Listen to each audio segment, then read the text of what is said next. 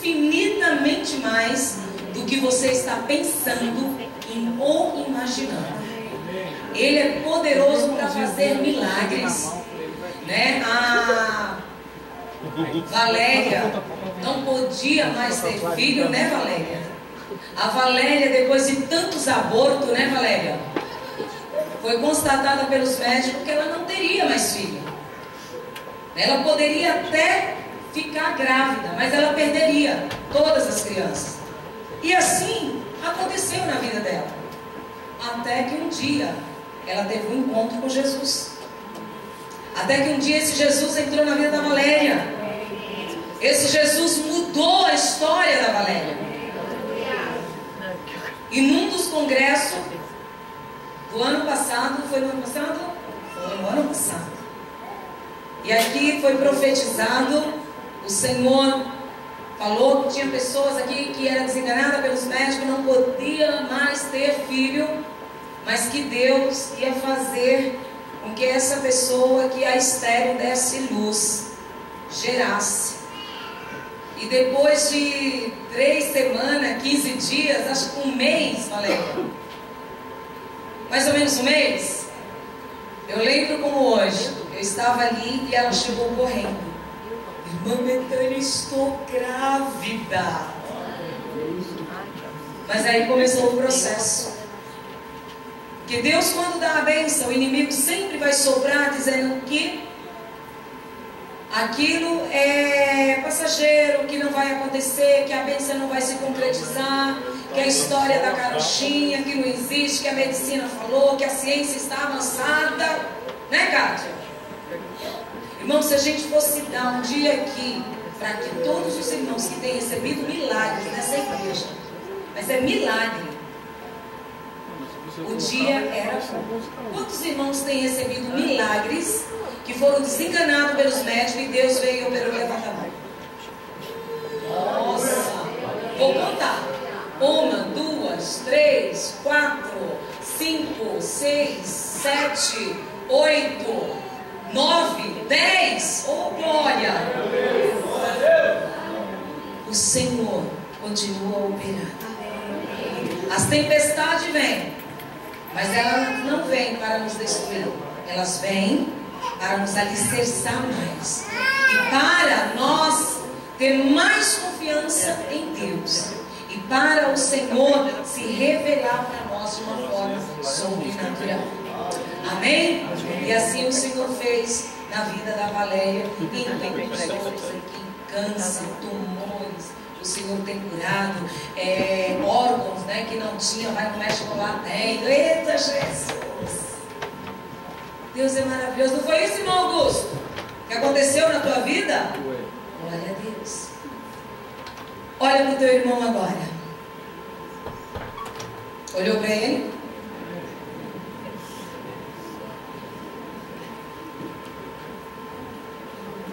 Agora, olhando nos olhos dele, diga assim: meu irmão, ou minha irmã, o Deus, o qual você veio nessa noite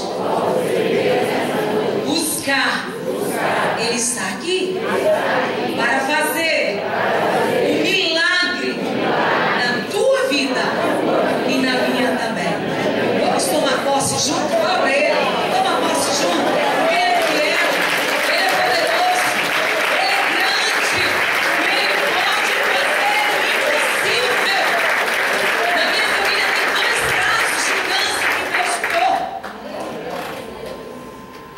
Está brava a tempestade? O teu barquinho está enchendo de água? Não se preocupa não, Jesus está aí. Abra as vossas Bíblias lá em Marcos, Evangelho de Marcos, capítulo 4.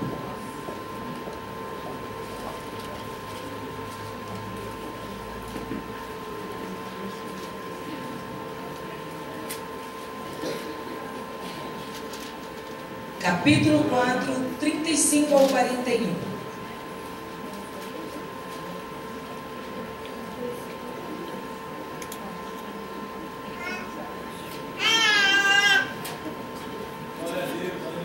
Todos encontraram? Amém. Glória Glória a Deus. Vamos ler a palavra do Senhor a partir do verso 35 até o 41, que diz assim: Jesus acalma a tempestade. Tarde naquele dia, Jesus lhes disse: passemos para o outro lado.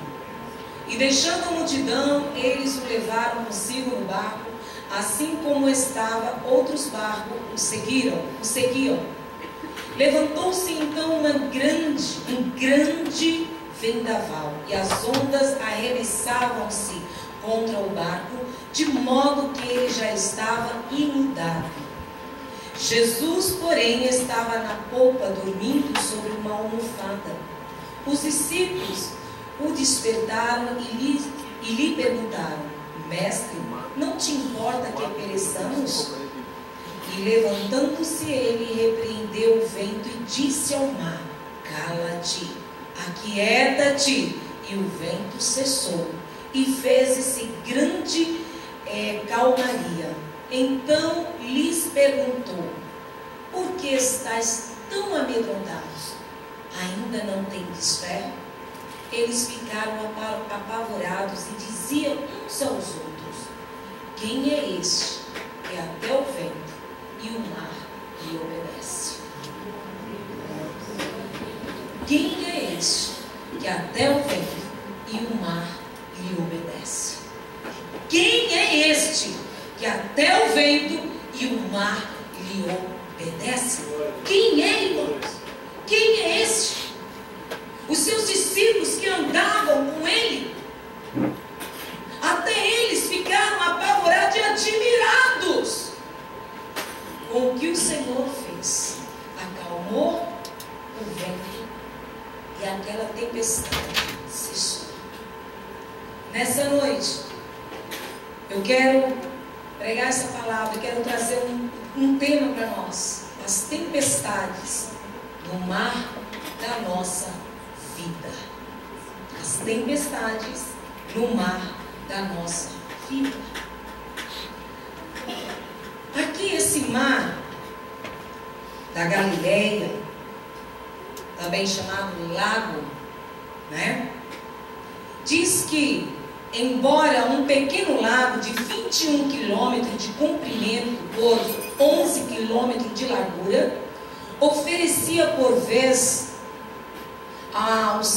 perigo aos seus viajantes. Pescadores pobres atravessavam sua extensão com seus frágeis barcos e ficavam assim sujeitos à mudança repentina do tempo, correndo grande risco de vida. Isso porque parte do mar é cercado por colinas. O vento encanava por entre estas, pegando de surpresa todos os viajantes que atravessavam o mar. E aí, eu pesquisando um pouquinho mais sobre este lago, ele tinha algo muito importante, que era o fato, era por isso que as pessoas iam pescar nesse lago, ou Mar da Galileia. Diz que esse lago era um meio lago de água doce da Palestina. Então esse mar, o lago, ele era de água doce. Então ele também ficou famoso, né, pela abundância de peixe que havia ali nesse lago. Havia uma abundância muito grande. E também esse lago tinha facilidade com que nele se levantava grandes tempestades repentinas. Então, os pescadores, eles viviam da pesca. Então eles tinham que pescar. Mas eles corriam grandes riscos nos seus barquinhos frágeis. E por esse lago tem muitas colinas, né? O que acontece? Vou pegar um exemplo, assim, eu moro num prédio e tem outro prédio na frente, tem outro aqui. O que acontece? O vento, quando vem, ele não encontra saída. Então ele fica entre os prédios. Aí parece ser que que está ventando bastante, mas não está. É porque o vento está preso. Então, quando acontecia isso, era repentino, era de repente. Ninguém estava esperando. Porque o dia mau chega, a tempestade chega, a gente não está esperando. O pastor que o diga, né, pastor? Quase morreu afogado. Mas Jesus foi, segurou nas suas mãos e tirou. É verdade, mas ele conta o testemunho, se você não sabe. Então isso acontecia com os pescadores. E nesse dia, Jesus disse para os seus irmãos passar para o outro lado do mar da Galileia. E nessa travessia, lá vem a tempestade. Inesperada. Ninguém estava esperando a tempestade. E Jesus estava descansando. Afinal de contas, ele estava cansado. Ele era homem igual você. Ele sentia as mesmas coisas que eu e você sente. Ele sentia fome, ele sentia sede, ele sentia necessidade, ele sentia cansaço. E depois de um dia, de uma jornada, orando por tantas pessoas paralíticas, endemoniadas, fazendo tantos milagres, logicamente, como humano, ele estava cansado. Ele estava lá na proa do barco, com a cabecinha numa almofada, dormindo. E a tempestade chegou. Quantas vezes, irmãos, nas nossas vidas, nós estamos nesse mundo? Esse mundo é um mar bravio, onde nós enfrentamos muitas tempestades. Não é porque eu e você somos cristãos que nós não vamos enfrentar a tempestade. Não é porque eu e você somos cristãos, servimos a Cristo, cremos nele, que nós não vamos passar por dificuldades. As tempestades vão vir. A enfermidade vai bater na nossa porta. O desemprego vai bater na nossa porta. O problema familiar vai bater na nossa porta. De repente você descobre que o seu filho está nas drogas. São tempestades que vêm repentinamente. É de repente. De repente a pessoa descobre: eu estou sendo traído. De repente você está andando na rua, alguém chega, põe um revólver na tua cabeça e diz: me dá tudo o que você tem. São tempestades que se levantam na nossa vida. E essa tempestade se levantou na vida dos discípulos. Mas Jesus estava no barco. É aonde fez toda a diferença. Porque Jesus estava no barco. E na hora que eles viram que eles não conseguiam mais tirar a água do barco, o barco ia afundar, eles correram. Porque muitas vezes nós só buscamos Jesus na hora das tempestades. Enquanto o barco está subindo, a gente só está cantando: Deus é fiel, Deus é maravilhoso, Deus faz. Ou às vezes a gente nem lembra. Mas quando a tempestade chega, a gente fala: Jesus, o Senhor não está me vendo? Jesus, me socorre, porque eu não estou tendo força para enfrentar essa situação. E aí, Jesus se levanta em meu favor e em teu favor, para acalmar essa tempestade que tem se levantado na tua vida. E que ainda, se você diz: eu nunca passei por uma tempestade, vou te falar seriamente, meu irmão, não vou te enganar. Se você não passou, vai passar. Vai passar. Porque a Kátia mesmo disse: nesse mundo teremos aflições. E nós estamos num mar bravio, aonde de repente vem ondas de todos os lados, vem problemas de todos os lados.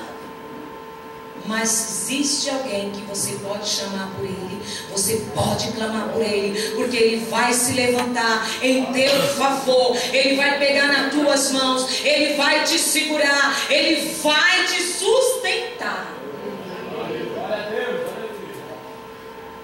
E nós, nessa noite, vamos aprender algumas lições com essas tempestades. A tempestade, quando vem, não é para te destruir. O desemprego, quando vem, não é para te destruir. A enfermidade, quando vem, não é para te destruir.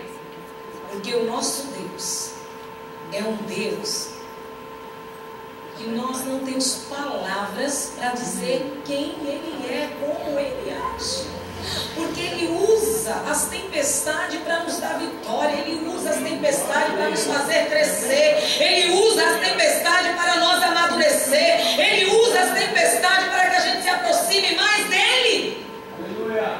Se você nessa noite está passando por uma dessas tempestades que eu mencionei, ou outras tempestades que não foi mencionado nessa noite, saiba que o Deus Todo-Poderoso, Ele pode mudar essa história, e você pode tirar uma lição de vida através dessa tempestade e sair cantando, dizendo: só o Senhor é Deus.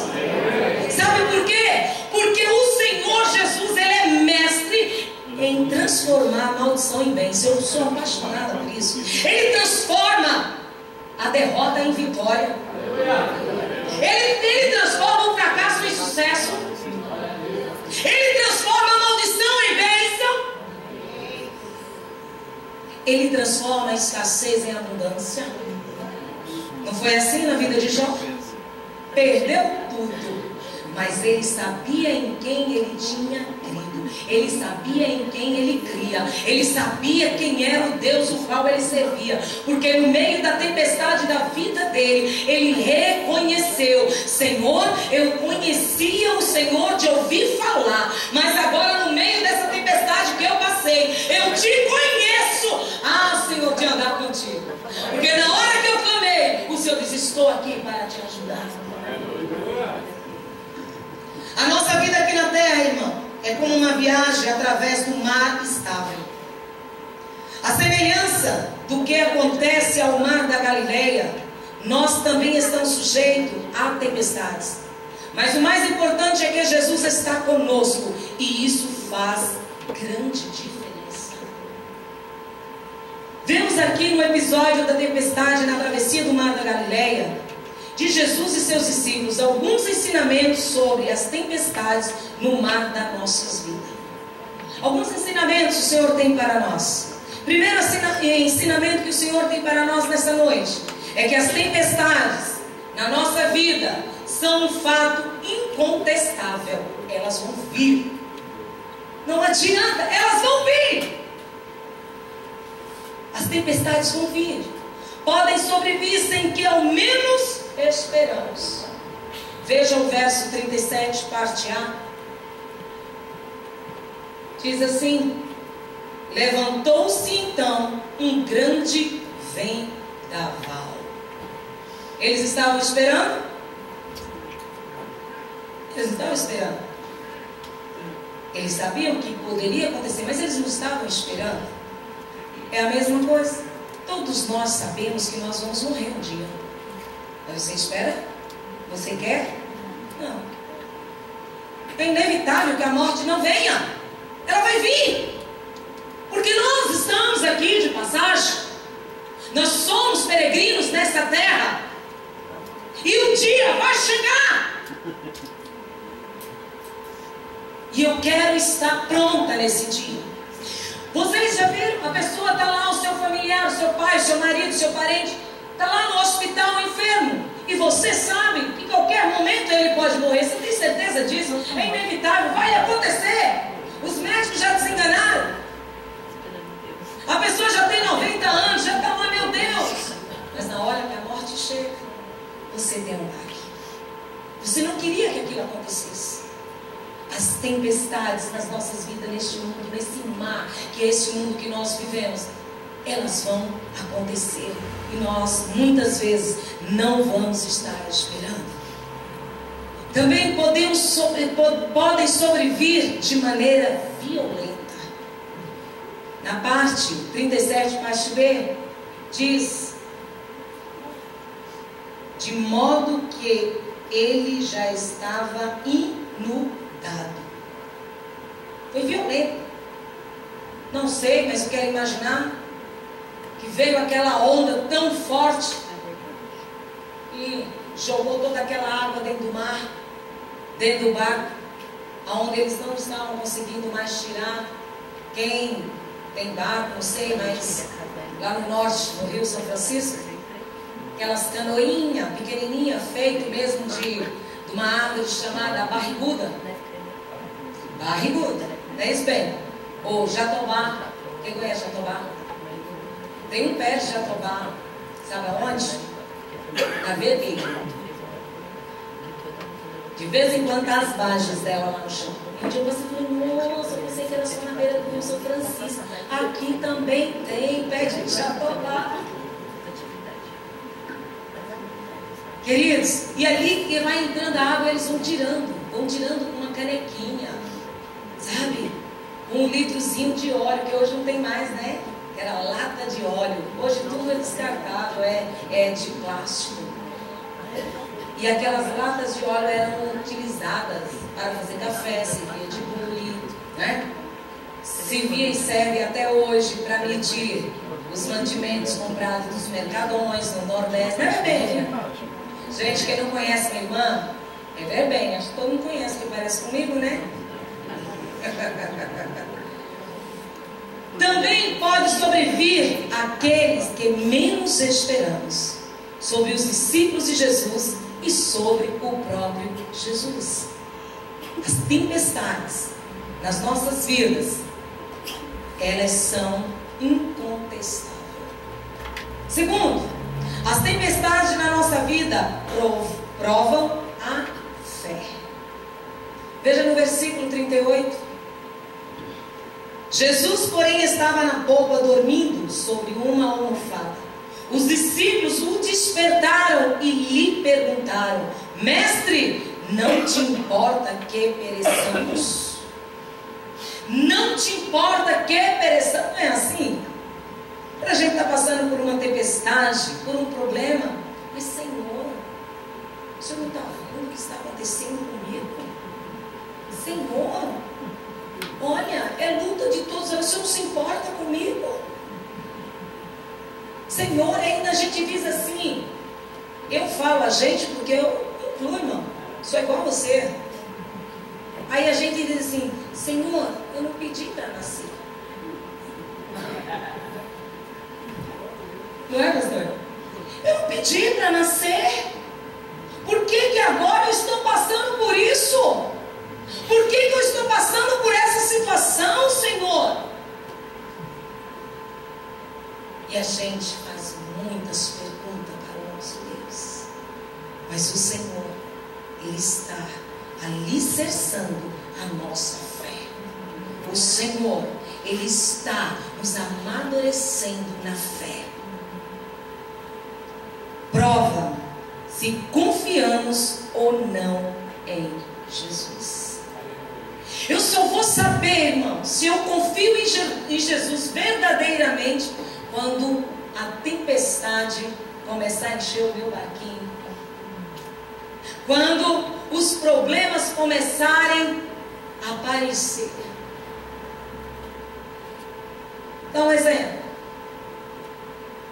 Jovens casam na casa de papai, você não sabe o que é pagar água, o que é pagar luz, o que é fazer despesa, não é? Aí casas. Aí chega as contas. Aí algum pastor falou assim, aí entra no fogo. Ele vai aprender a ter responsabilidade na marra. Porque agora não tem papai nem mamãe mais não, meu irmão. Agora você tem que se virar e você tem uma responsabilidade. Você vai ter que amadurecer. Você vai ter que crescer. Porque agora você está construindo uma família. E daí a pouquinho já vem, ó, o bebê. Aí o negócio vai doer.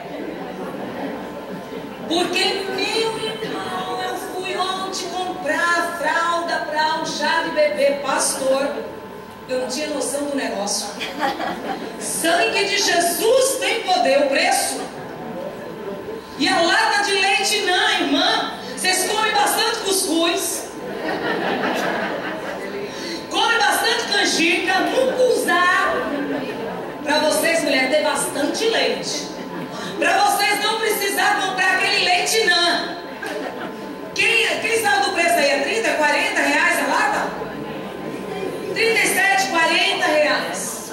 A lata do leite não. Sabe quantos dias dá? Uma semana. Isso se quando ele está ainda